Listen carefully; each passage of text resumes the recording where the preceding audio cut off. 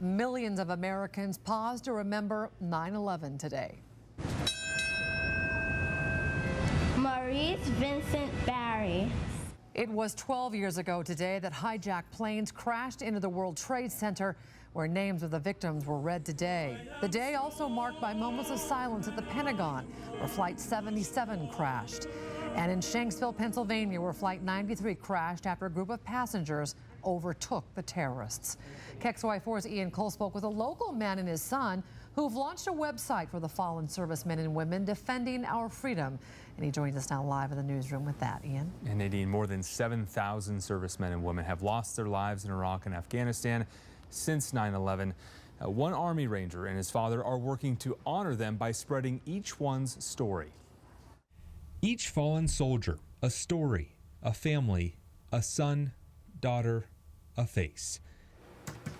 It's in those faces and their families that stirred Joe Locknett Sr. and his son Joseph Jr.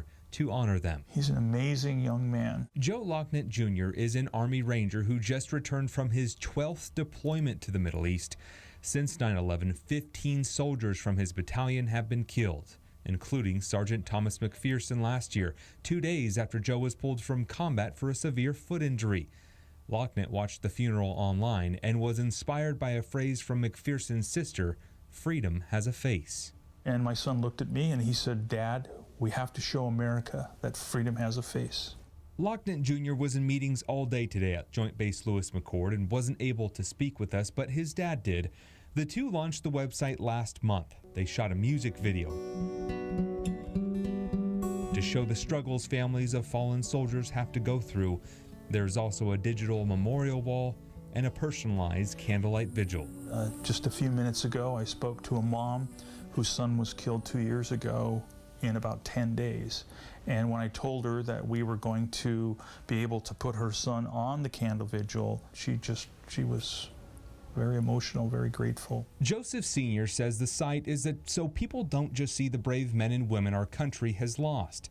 It's so you know their story, their name, and remember their face. And we want everyone in patriotic unity to support those that gave up all their tomorrows for freedom's sake.